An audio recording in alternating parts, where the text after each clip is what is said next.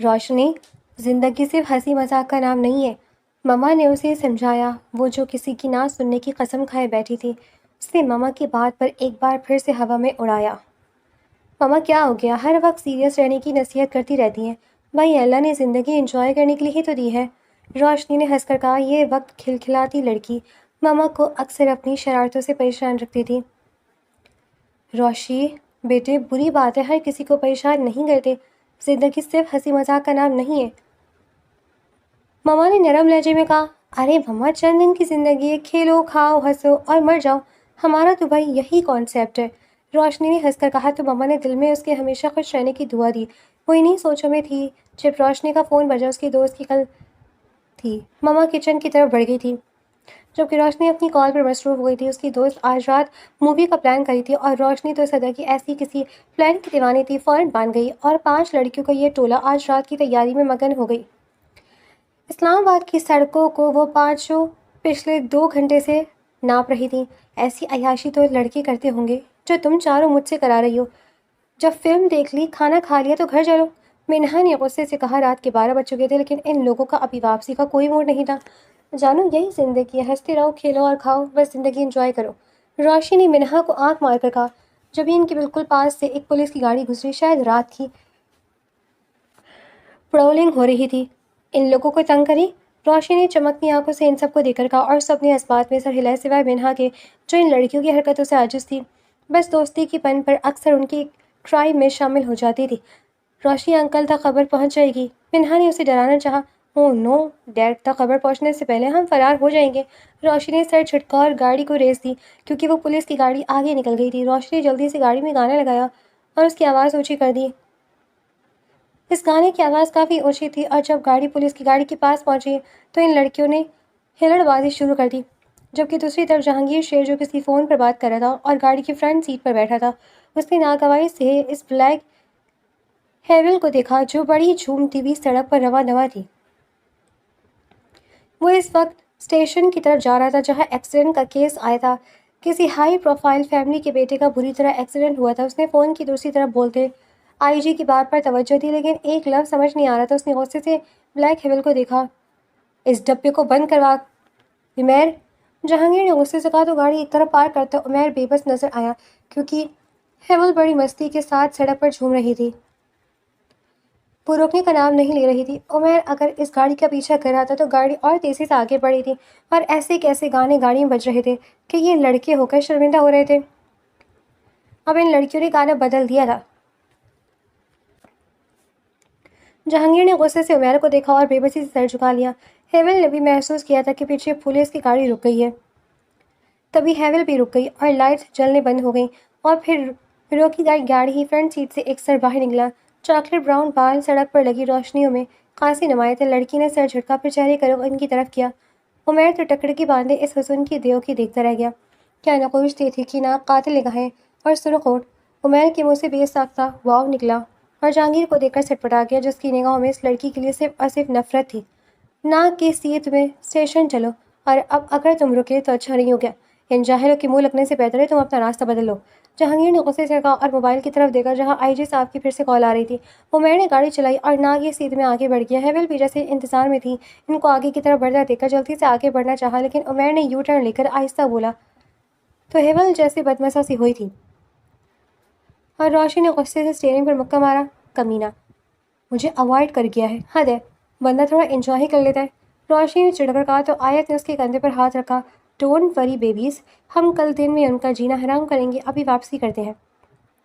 روشنی نے اس کی بات پر سر جھٹکا اور گاڑی آگے بڑھا دی۔ اسلام آباد کی سنسان سڑک نے یہ منظر بڑی خاموشی سے دیکھا تھا اور رات کے آگے کی طرف بڑھ گئی تھی۔ آج پھر یہ لڑکیاں اسلام آباد کی سڑکوں کو رونق بخشنے نکلی تھیں۔ وہ پانچوں بچپن سے ساتھ تھیں، اسکول، کالج اور اب یونیورسٹی میں بھی وہ ساتھ تھیں۔ پانچوں آرٹ پڑھ رہی تھیں۔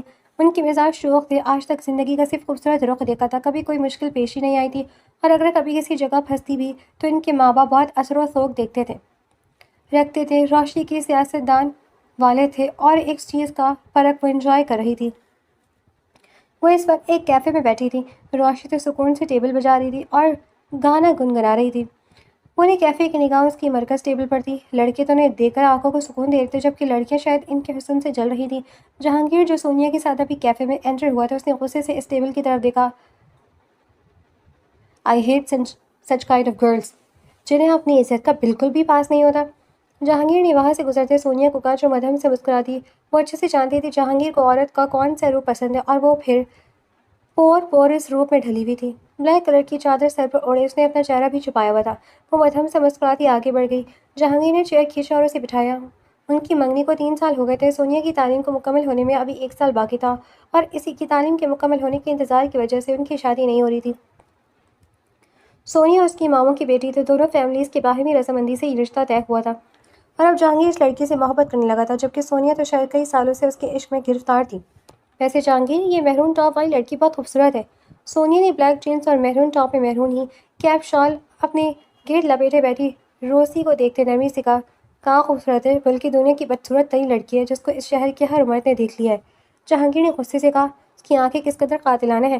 سونیا تو جیسے روشنی سے بہت متاثر نظر آئی تھی۔ Sonia, will you please stop, Jahangir نے چڑھ کر کہا۔ اس کی حرکت پر سونیا مدھم سے مسکرائی۔ مسٹر ہینڈسم، آپ کیوں غصہ کر رہے ہیں؟ سونیا نے ہنس کر کہا، سونیا عورت چھپی ہوئی اچھی لگتی ہے۔ اللہ نے اسے باوقار بنایا، لیکن ان جیسی عورتوں نے معاشرے کو تباہ کیا ہوا ہے۔ نہ اپنی عزت کا خیال ہے، نہ اپنی فیملی کی۔ جہانگیر نے ایک نظر روشی کو دیکھتے کہا، جب اس کی فیملی کو اعتراض نہیں تو ہم کیوں کریں؟ سونیا نے جیسے اسے سمجھانا چاہا، اوکے لیو دس ٹاپک، کھانا آرڈر کرو۔ جہانگیر نے اتار کر کہا، آج سونیا کی برتھ ڈے تھا اور سونیا نے اس کے ساتھ لنچ کرنے کو ہی اپنا تحفہ قرار دیا تھا، ورنہ جہانگیر ایسی ایکٹیویٹیز سے بچتا تھا۔ اس کی جاب اس کی پہلی پراپرٹی تھی اور اس کی پہلی پرائرٹی تھی۔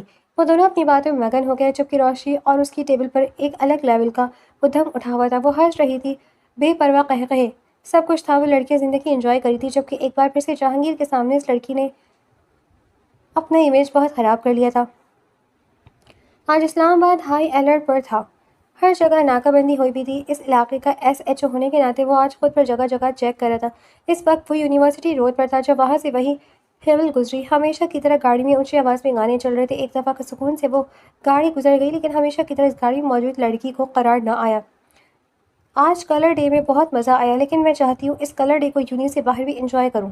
روشنی نے ہنس کر کہا، یہ جو لڑکا کھڑا ہے سامنے وائٹ سوٹ میں کلر ڈے اس کو رنگ کر وقت مناؤں گی۔ روشنی نے اپنا پلین پیش کیا، جس سے سب سے پہلے مینہا نے اسے روکا۔ یار نہ کر روشنی، خواہ کا جھگڑا ہو جائے گا۔ مینہا ڈارلنگ، بی بریو، کیا کہتی ہو آیت، کریں انجوائے؟ اس نے آیت سے پوچھا، جو خود بھی ہنس رہی تھی۔ یس باس، اس نے وکٹری کا نشان بنا کر اسے پروموٹ کیا، اور پھر بس روشنی نے ایک گرین غبارہ اٹھایا جس میں گرین رنگ کا پانی تھا۔ اس نے ایک درخت کے نیچے فون پر بات کرتے جہانگیر کو دیکھا، جو سنجیدگی سے کسی سے بات کر رہا تھا۔ وہ اس وقت سول کپڑوں میں تھا، جو بھی روشنی جہانگیر کو پہچان نہیں سکی۔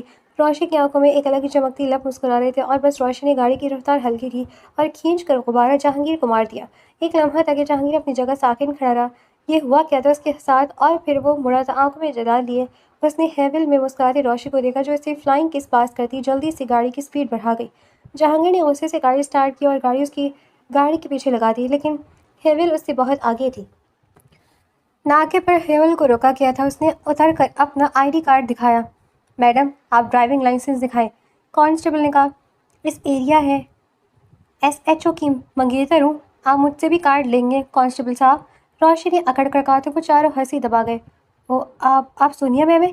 کانسٹیبل نے احترام سے پوچھا، اور روشنی نے اسبات میں سر ہلایا۔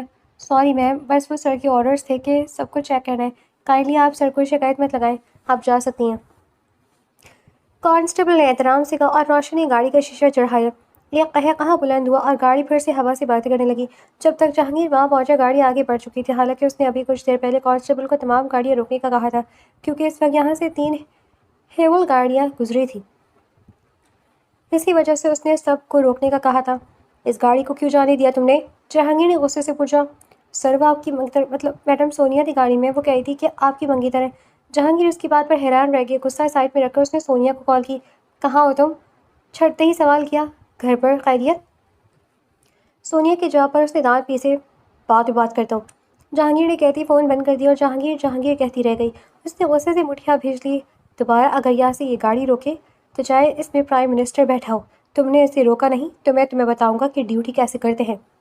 جہانگیر نے غصے سے کہا، اور پلٹ کر کانسٹیبل اس کی قمیض پر بکھرا گرین رنگ دیکھ کر دنگ رہ گیا، جبکہ دوسری طرف وہ لڑکیوں کا ٹولہ اپنے گھر پہنچ کر سکون کی نیند لے چکا تھا۔ آج میری ظہیر صاحب سے ملاقات ہے، میں 2 گھنٹے میٹنگ میں ہوں گا، یہاں کا کام تم سنبھال لینا۔ جہانگیر نے انسپکٹر کو کہا۔ سر کوئی پریشانی ہے؟ انسپکٹر نے سوال پر جہانگیر نے نخوت سر جھٹکا۔ منسٹر ہے، فضول بکواس کرے گا اور میری مجبوری ہے، مجھے سننی پڑے گی۔ پھر کسی کی سفارش، کسی چیک پوسٹ پر ہونے کا درس وغیرہ وغیرہ۔ جہانگیر نے بیزاری سے کہا، ان منسٹر سے ہی تو ہمارے ملک کو تباہ کیا ہوا ہے۔ انسپکٹر نے جل کر کہا، صحیح کہہ رہے ہو، اصل تو ان لوگوں کے احتساب کی ضرورت ہے۔ جہانگیر نے اٹھتے ہوئے غصے سے کہا اور باہر کی طرف بڑھا، اپنی ہائی لیگس پہ بیٹھا اور ڈرائیور کا منسٹر زبیر کے گھر کی طرف موڑنے کا حکم دیا۔ موبائل دیکھنے لگا۔ وہ ایک ایماندار آفیسر تھا جو خوددار تھا، جس کی چڑ تھی سفارش کرتے لوگ یا وہ لوگ جو اپنے پیسے کے بل پر اسے خریدنے کی کوشش کرتے تھے۔ کچھ ہی دیر میں وہ منسٹر زبیر کے گھر کے سامنے تھا۔ اس نے سرد سانس کھینچ کر اپنے اعصاب کو کنٹرول کیا اور آگے بڑھا۔ چوکیدار نے دروازہ کھولا اور وہ اندر داخل ہوا۔ وسیع لائنز اور کوریڈورز میں سے ہوتا ہوا وہ ڈرائنگ روم میں داخل ہوا۔ ہر چیز اپنی مثال آپ تھی، لیکن اس کی نظر میں ہر چیز کرپشن کا منہ بولتا ثبوت تھی۔ وہ سر جھٹکتا بیٹھ گیا اور موبائل نکال لیا، کیونکہ ابھی ملازم اسے سامنے پانی کا گلاس رکھ کر یہ کہہ کر گیا تھا کہ منسٹر صاحب آتے ہیں۔ وہ موبائل میں مصروف تھا جب یہ کوئی آندھی طوفان کی طرح کمرے میں آئے۔ کتنی دفعہ کہا ہے تمہیں نسیمہ، میرا موبائل اگر کہیں پڑا ہو تو دے دو، میرے کمرے میں پہنچا دیا کرو، جھنجھلائی ہوئی سی روشنی نے کہا، اور اسی وقت وہ پیلی جینس پہنے بالوں کا رف جوڑا بنائے ہوئی تھی، اپنے ہولے سے بے پرواہ کہ ایسا لباس سے بیڈ روم تک ہی اچھا لگتا ہے۔ اس گھر میں اندر سے باہر تک ملازموں کی ایک فوج تھی اور اس لڑکی کی غیرت تو مری ہوئی تھی۔ وہ اچھے سے جانتا تھا کیونکہ اس لڑکی کو اپنے حسن کی نمائش کرنا شاید بہت پسند تھا۔ میڈم میں دیکھتی ہوں۔ ملازمہ منمناتی ہوئی روشنی نے ادھر ادھر نظریں گھمائی تو سامنے بیٹھے ہینڈسم جہانگیر شیر پر نظر پڑی۔ روشنی نے آنکھیں پھاڑ کر اسے دیکھا، پھر بے ساختہ ہنس دی، اور اب وہ سیٹی پر کوئی دھن گنگنا رہی تھی۔ ارے آپ پولیس والے؟ روشنی نے ہنس کر کہا۔ جہانگیر نے ایک نفرت بھری نظر اس پر ڈالی، پھر سے موبائل میں مصروف ہو گیا۔ آپ ناراض ہیں؟ روشنی نے ایک ادا سے پوچھا۔ جہانگیر نے پھر بھی نظر نہ اٹھایا۔ او ہو، ہم تو اسے فون کر رہے تھے، اور یقین جانیے مجھے علم نہیں تھا کہ آپ پولیس والے، نہیں تو کبھی غبارہ نہ مارتی۔ آخری لفظ روشنی مدھم لہجے میں کہا، کیونکہ جہانگیر نے غصے سے آنکھیں اٹھا کر جو اسے دیکھا تھا۔ اچھا نا باس، سوری۔ روشنی کھلکھلاتی جہانگیر اس کے پیچھے کھڑی ملازمہ کو دیکھا۔ زبیر صاحب سے کہیے مجھے جلدی ہے، اگر وہ زیادہ بزی ہیں تو ہم بعد میں ملیں گے۔ جہانگیر نے اٹھتے ہوئے سرد لہجے میں کہا۔ اس کے لہجے کا گھمبیر پن روشنی کو اس کے ٹکٹکی باندھے دیکھنے پر مجبور کر گیا۔ اس دنیا میں کوئی ایسا بھی نہیں تھا جو روشنی ظہیر کے حسن سے متاثر نہ ہو۔ ناممکن۔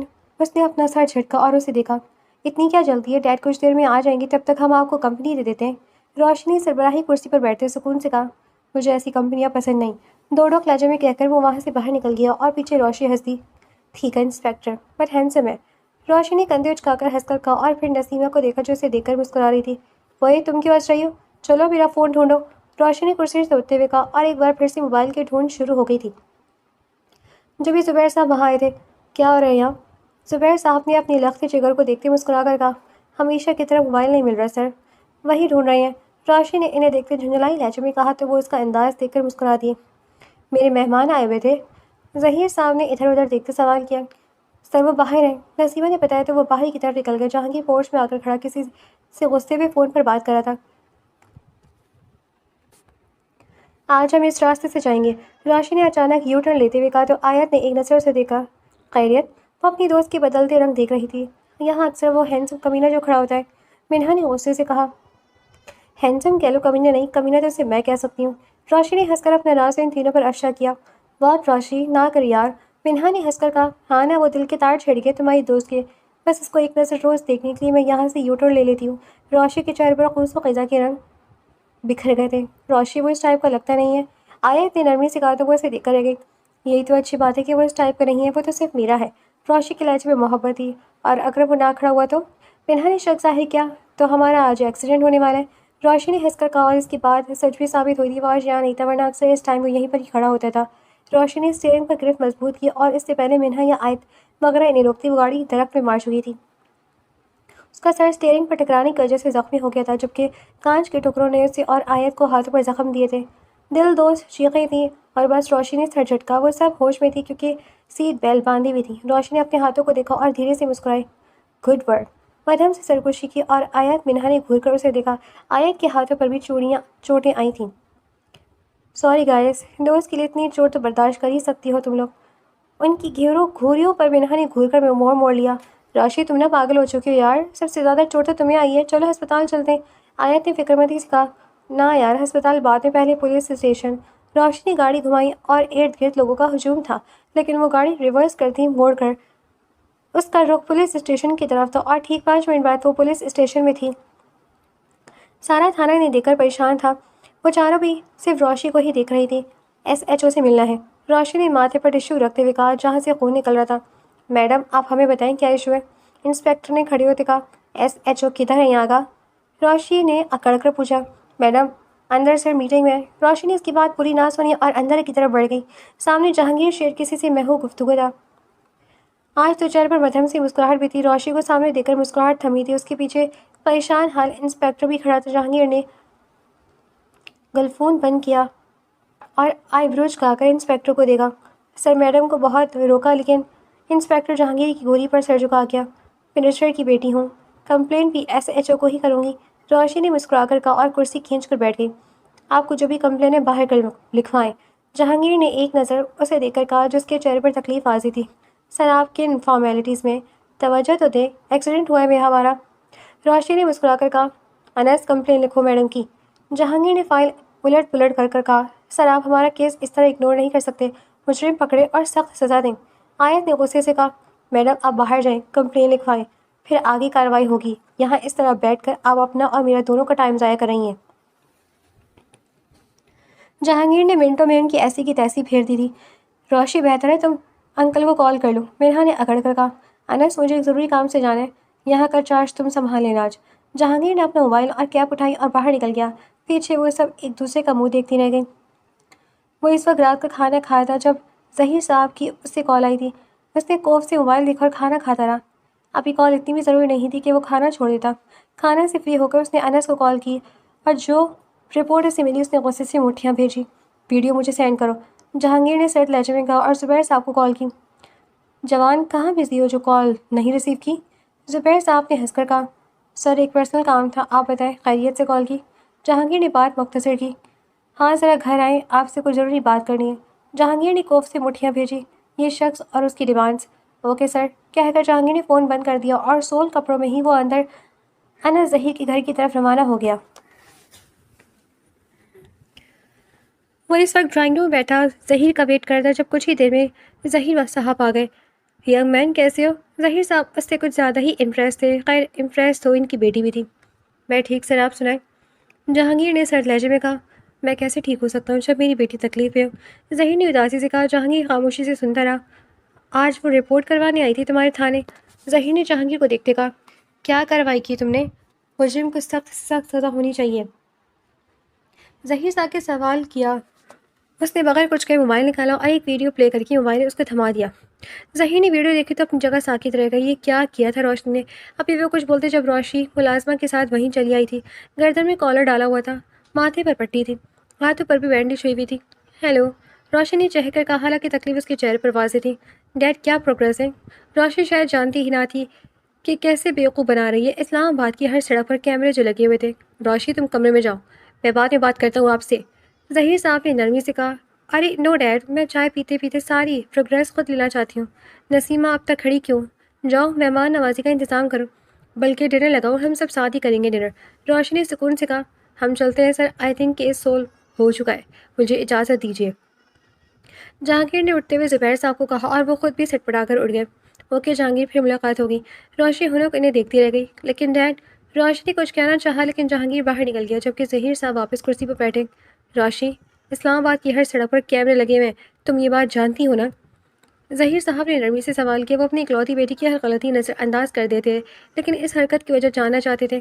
ڈیڈ، روشنی کے رنگ اڑ گئے تھے۔ آپ نے ایسا کیوں کیا روشنی؟ انہوں نے ڈائریکٹ سوال کیا اور روشنی ساکت ہو گئی۔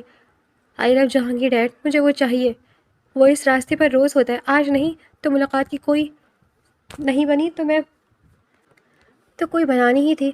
روشنی نے سر جھکائے زبیر صاحب کے سامنے اعتراف کیا تھا۔ اس کا جنونی انداز دیکھ کر ظہیر صاحب اپنی جگہ ڈر گئے تھے۔ آپ جہانگیر کو میرا کر دیں ڈیڈ، روشنی نے جذباتی ہو کر ان کے ہاتھ تھامتے سوال کیا۔ وہ تمہارے روشنی، صرف تمہارا، یہ وعدہ ہے میرا تم سے۔ زبیر نے اس کی آنکھوں کو نمی صاف کرتے ہوئے کہا تھا۔ لیکن آئندہ تم ایسی کوئی حرکت نہیں کرو گی جس سے تمہیں تکلیف ہو۔ ظہیر صاحب نے اس کے ماتھے پر پیار کرتے نرمی سے کہا تو وہ ہنس کر ان کے گلے لگئی. آئی لو یو ڈیڈ. روشی نے مسکرا کر کہا اور جہانگیر صاحب پر سوچ سے مسکرا دیے.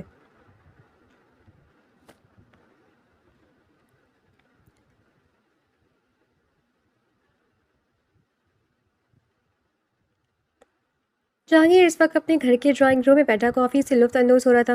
سامنے امی بیٹھی اس سے باتیں کری تھی. جب بھی ملازم نے آ کر بتایا کہ کوئی اس سے ملنے آیا, ابھی وہ کچھ کہتا کہ ظہیر صاحب خود ہی اندر آتے دکھائی دیے. ارے ظہیر صاحب آپ. جہانگیر سٹ پٹا کر اٹھا. کیسے ہو جوان؟ ارے بھابھی جی اچھا ہوا آپ بھی آئی ہیں, مجھے آپ سے ہی کچھ بات کرنی ہے. جہانگیر نے الجھ کر زبیر کو دیکھا. آپ بیٹھے. امی نے جہانگیر کو دیکھتے ہوئے پریشانی سے کہا. تھوڑی دیر ادھر ادھر کی باتیں کرنے کے بعد بالآخر ظہیر صاحب مدعے پر آئے اور ان ماں بیٹے کو ہنو کر گئے. بات یہ بھابھی, آج میں آپ کے پاس جہانگیر کو مانگنے آیا ہوں, اپنی بیٹی روشی کے لیے. ظہیر صاحب نے سکون سے سب کو بے سکون کیا. وہ ماں بیٹے ہنو بنے انہیں دیکھتے رہے. شادی آپ جب چاہیں کریں, فی الحال ایک چھوٹی سی منگنی کی رسم کر لیتے ہیں. ظہیر نے مسکرا کر کہا, جبکہ ان کے چہرے دیکھ کر ان کی مسکراہٹ سمٹی. جہانگیر نے ضبط سے مٹھیاں بھیجی اور سرد سانس لی. کیسا بے غیرت باپ تھا, خود ہی بیٹی کا رشتہ لے آیا. ظہیر صاحب, آپ نے ہمیں اس قابل سمجھا, آپ کا بہت شکریہ, لیکن افسوس کے ساتھ آپ کا پروپوزل ایکسیپٹ نہیں کر سکتا, کیونکہ میں آلریڈی منگنی شدہ ہوں اور بہت جلد میری شادی ہونے والی ہے. تو برائے مہربانی آپ اس بات کو رہنے دیں. جہانگیر نے امی کو بولنے سے پہلے جلدی سے کہا. ایسا نہیں ہو سکتا, میں روشی سے وعدہ کر کے آیا ہوں, تمہیں اس کا ہونا ہی ہے. بھابھی جی آپ سمجھدار ہیں, بات کو سمجھے. کیا رکھا ہے ان چھوٹے گھرانے کی لڑکیوں میں. آج جہانگیر رشتے کو ہاں کہے گا, کل صبح پروموشن لیٹرز کی ٹیبل پر ہوگا. اور سب سے بڑھ کر روشی میری اکلوتی بیٹی ہے. میرا سب کچھ جائیداد, روپیہ, پیسہ, سب کچھ اسی کا تو ہے. اور مجھے یقین ہے تم گھاٹے کا سودا تو بالکل نہیں کرو گے. ظہیر زیادہ دیر اپنی خصلت چھپا نہ سکا. جہانگیر کی منگنی کا سنتے ہی ڈیل پر اتر آیا. جو اچھائی کا چول اس نے پہنا ہوا تھا وہ جلدی سے اتر گیا. مجھے کسی صورت اپنی پیشکش قبول نہیں. سونیا میری پسند ہے اور میں اسی سے شادی کروں گا. چھوٹے گھرانے کی لڑکی ضرور ہے, لیکن اس کے پاس حیا کا وہ زیور ہے جو شاید آپ کی بیٹی کے پاس نہیں ہے. جہانگیر نے سرد لہجے میں کہا. شٹ اپ, تم میری بیٹی کا مقابلہ ایک 2 ٹکے کی لڑکی سے کرو گے. مت بھولو لڑکے, میں اس وقت پاور میں ہوں. ایک کال اور تم برباد. ظہیر نے غصے سے کہا. چلو پھر ٹھیک ہے, میں آپ کی طرف سے بھیجی گئی بربادی کا انتظام کروں گا. جہانگیر نے تڑک کر کہا اور اٹھا. امی نے کچھ کہنا چاہا تو اس نے روک دیا. سی یو سون, کیونکہ اتنا تو مجھے یقین ہے تم صرف میری روشی کا نصیب ہو. ظہیر نے کہا اور وہاں سے نکل گیا. امی نے جہانگیر کو نم نگاہوں سے دیکھا. خوف, ڈر ان کے چہرے پر آیا تھی. اس نے امی کو گلے لگایا, جیسے تسلی دی ہو کہ کچھ بھی نہیں ہوگا.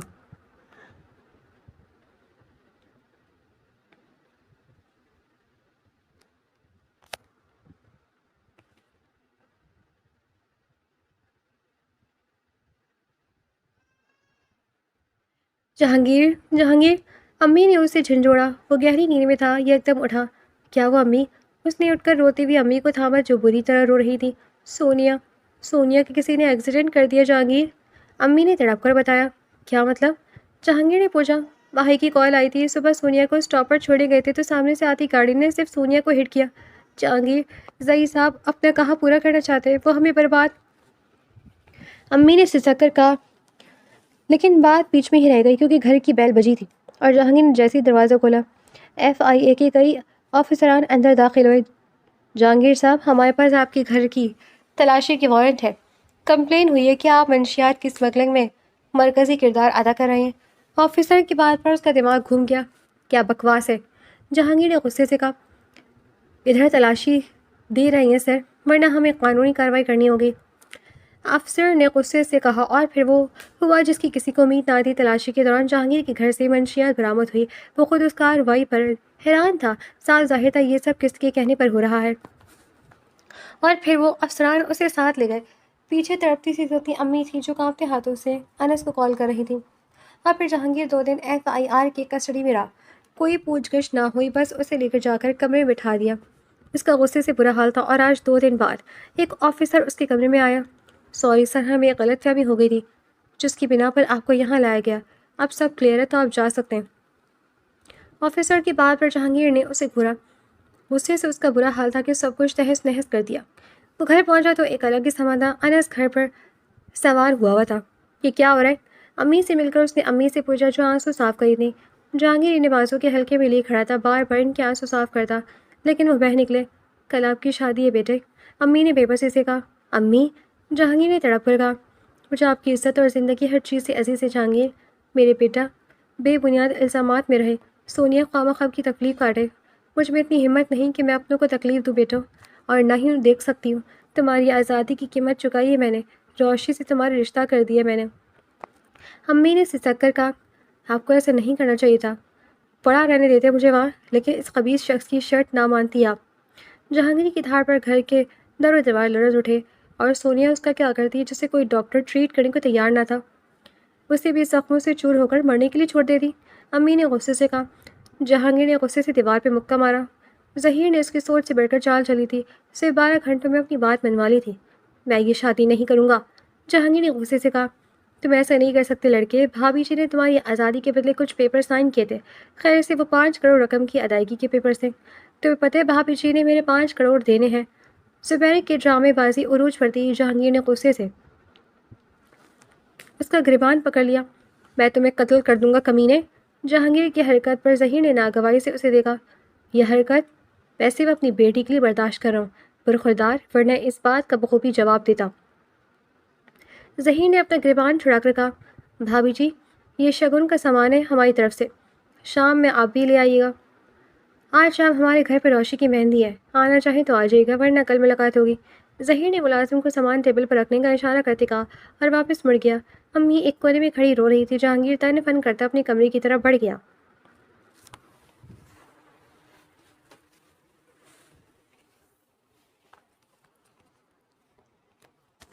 اور پھر وہ لوگ مہندی میں نہ گئے۔ روشی نے سوالیہ نگاہوں سے ڈیڈ کو دیکھا تو انہوں نے شفقت سے اس کے سر پر ہاتھ پھیرا۔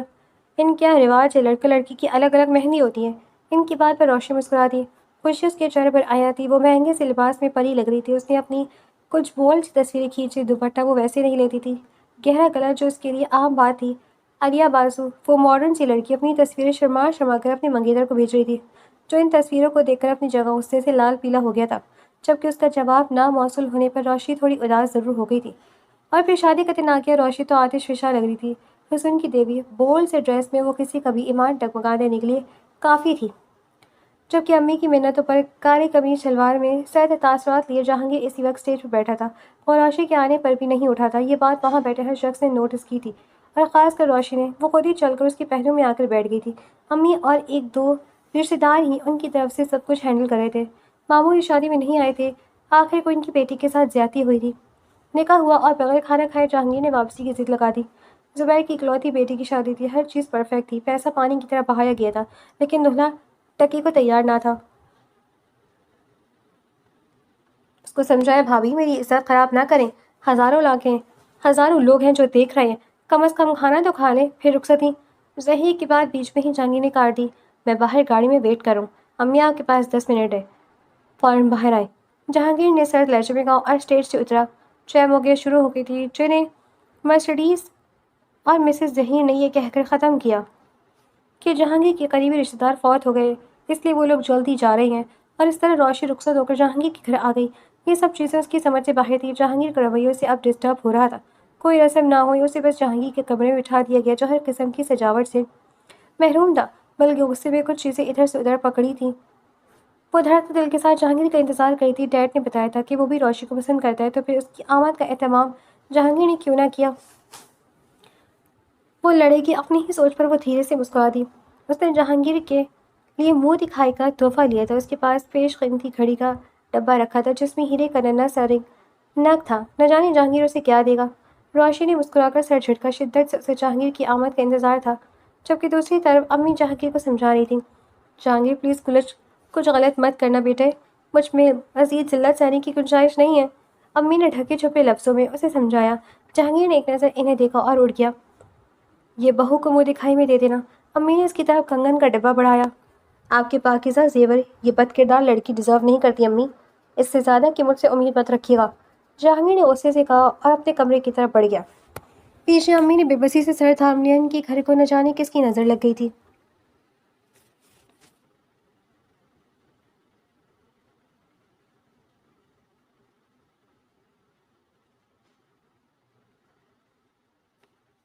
وہ کمرے میں داخل ہوا تو روشی پلکیں بچھائے اس کی منتظر نظر آئی۔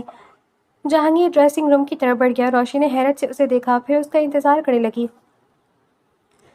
کچھ دیر بعد وہ فریش تھا باہر آیا. اس وقت وہ بلیک وائٹ ٹریچ سوٹ پہ تھا, خود پر پرفیوم چھڑکتا, اور شیشے میں اسے دیکھا جو اسی کو حیرت سے دیکھ رہی تھی. بہت پسند ہوں میں, سرد لہجے میں سوال ہوا.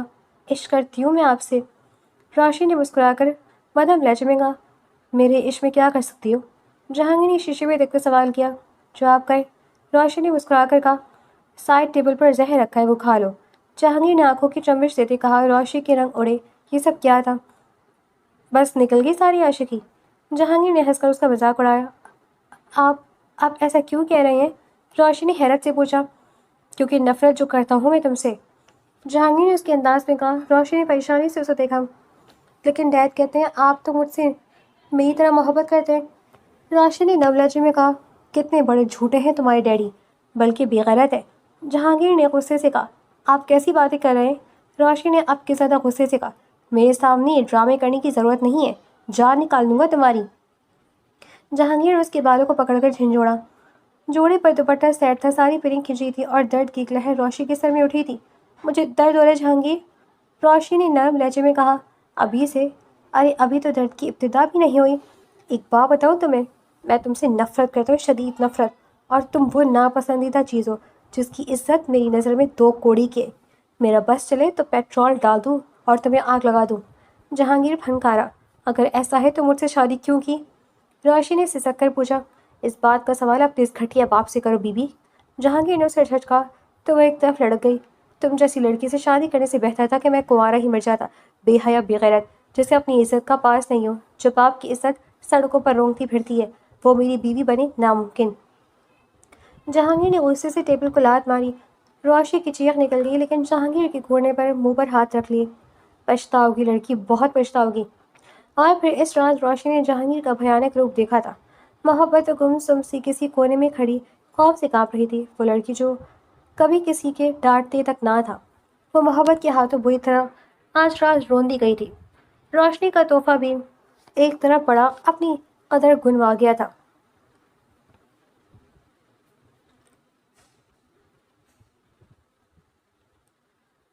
ڈرامے بند کرو, اٹھو, فریش ہو. ہمارے گھر میں صبح دیر تک سونے کا رواج نہیں ہے.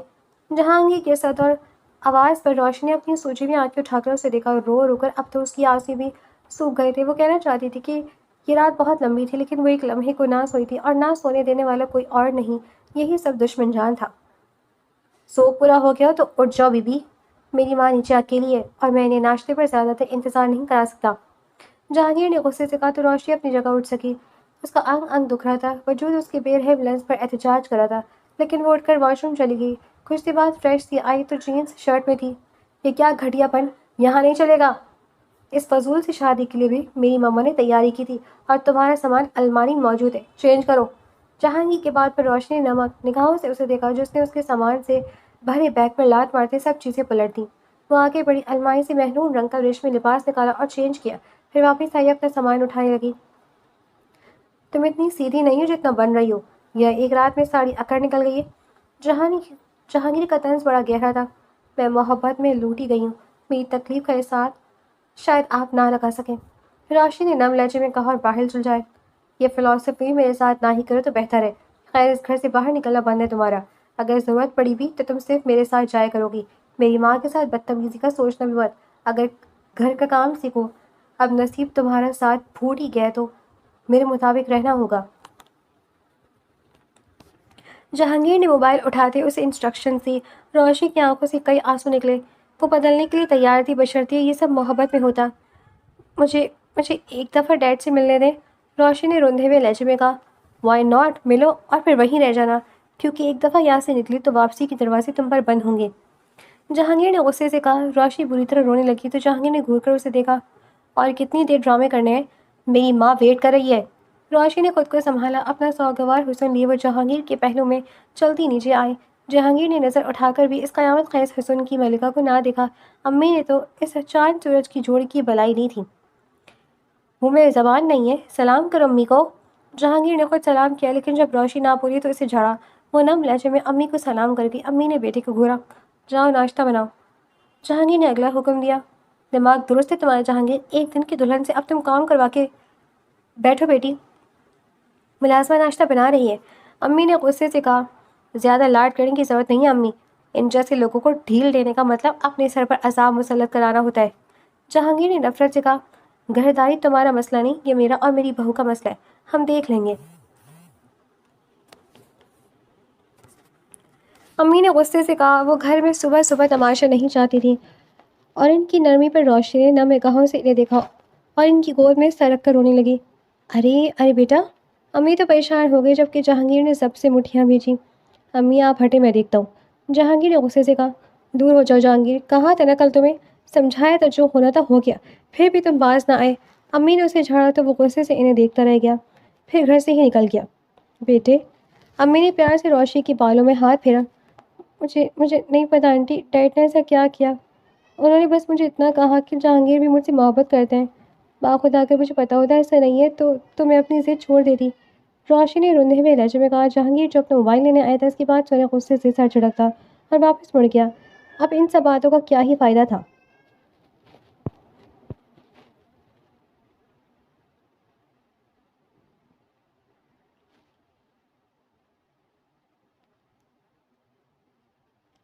جہانگیر. امی کی آواز پر اسے رکنا پڑا. روشی اس وقت کچن میں تھی. ان کی شادی کو 1 ماہ ہو گیا تھا. اس 1 ماہ میں جہانگیر نے روشی کی ایسی تیسی پھیر دی تھی. محبت کرنے کی سخت سزا اسے مل گئی تھی. دن رات وہ اسے تانے دیتا. رات کو خیر کسی عذاب سے کم نہ ہوتی تھی. 1 ماہ وہ گھر سے نہ نکلتی تھی. کسی کو جہانگیر مجھ سے ملنے ہی نہ دیتا تھا. موبائل بھی اپنی موجودگی میں دیتا. اپنے سامنے سب کو رپلائی دلواتا اور ہر طرف اس کا کنٹرول تھا. کئی بار ظہیر ملنے آیا. روشی کی ماما بھی آتی ہے لیکن جہانگیر سب کے سر پر نافذ رہتا. روشی کو دل کا حال بیان کرنے کا موقع ہی نہ ملتا تھا جبکہ روشی اس کے رنگ میں رنگ کی جا چکی تھی. وہ ہر کام اس کی پسند کا کرتی. اب تو امی سے کوکنگ بھی سیکھ رہی تھی. لگتا ہی نہ تھا کہ یہ وہی روشی ہے جسے ہنسنے کا بے حد شوق ہوتا تھا، جو سڑک پر گاڑی چلاتی نہیں دوڑاتی تھی. ہر اسکل ختم ہو گئی تھی. اب بس دن رات وہ جہانگیر کی پسند بننے کے لیے ہلکان ہوتی نظر آتی. امی کو جہانگیر پر بہت غصہ تھا جس کا رویہ ہر گزرتے دن کے ساتھ روشی کے ساتھ مزید بدصورت ہوتا جا رہا تھا. اب بھی اسی لیے انہوں نے اسے پکارا تھا کہ اس سے بات کر سکیں. جی امی. جہانگیر نے کہا. بیٹھو. امی نے اسے دیکھتے کہا جو ہمیشہ کی طرح سنجیدہ تھا. شام میں روشی کو اس کے ڈیڈ کے گھر چھوڑ دینا. امی کے حکم پر جہانگیر نے احتجاج کرنا چاہا. جو میں نے کہا ہے وہی ہوگا جہانگیر. امی نے غصے سے حکم سنایا اور روشی کو آواز دی. بیٹا تیار ہو جاؤ، شام میں تم جہانگیر کے ساتھ جا رہی ہو. اتنی سی بات پر روشی کھل اٹھی تھی. وہ جلدی سے تیار ہونے لگی. اچھا سا کالے رنگ کا زرق برق کا جوڑا پہنا. جہانگیر کمرے میں آیا تو اسے دیکھ کر رہ گیا. وہ لگی اب سلا رہی تھی. غصے میں اسی لیے گھر سے نکل گیا. گھر سے باہر ہی چھوڑ کر چلا گیا. واپسی 1 گھنٹے بعد ہوئی تھی. وہ خود ہی گھر میں داخل ہوا. ملازم کو اس نے ہاتھ کے اشارے سے سلام کیا اور جواب دیا. وہ ڈرائنگ روم کی طرف بڑھتے قدم رک گئے. آپ نے ظلم کیا ڈیڈ. کیوں مجبور کیا جہانگیر کو؟ آپ کو مجھے روکنا چاہیے تھا. میری خواہش کو پورا نہیں کرنا چاہیے تھا. ضروری تو نہیں کہ میری ہر خواہش پوری ہو. صبر انسان کے لیے ہی بنا ہے. آپ نے ظلم کیا ہے جہانگیر پر. ان کے ہاتھ پاؤں باندھ کر مجھ سے محبت پر مجبور کیا. دیکھیں کیا رزلٹ نکلا. وہ مجھ سے محبت تو دور میری عزت تک نہیں کرتے. روشی نے سسک کر کہا. بالکل اچھی تربیت نہیں کیا آپ نے. ہر خواہش پوری کی، مجھے بگاڑ دیا. روشی سسکی. میری نظر تک نہیں اٹھتی ان کے آگے. روشی کی بات پر جہانگیر کے دل میں کچھ ہوا. گلٹ نے پہلی بار اس میں جنم لیا تھا. وہ اندر داخل ہوا. اونچی آواز میں سلام کیا اور روشی کو دیکھا جو جلدی جلدی آنسو صاف کر رہی تھی. چلے. اس نے روشی کو کہا جو بیگ اٹھاتی اس کے ساتھ ہو گئی تھی جبکہ ظہیر صاحب اور ان کی بیوی کچھ بول ہی نہ سکے. تمہاری آنکھیں میرے سامنے کیوں نہیں اٹھتی؟ جہانگیر کے سوال پر روشی نے سٹ پٹا کر اسے دیکھا. میں ماضی کو بھلا کر آگے بڑھنا چاہتی ہوں روشی. آج اسی لمحے میں ماضی کو بھلا کر آگے بڑھنا چاہتا ہوں. کیا تم میرا ساتھ دو گی؟ جہانگیر کے سوال پر روشی کی آنکھوں سے خوشی سے آنسو بہہ گئے. وہ بے ساختہ جہانگیر کی گلے لگ گئی اور جہانگیر نے اس کے گرد بازوؤں کا گھیرا بنا دیا. دونوں اپنی اپنی جگہ مسکرائے تھے.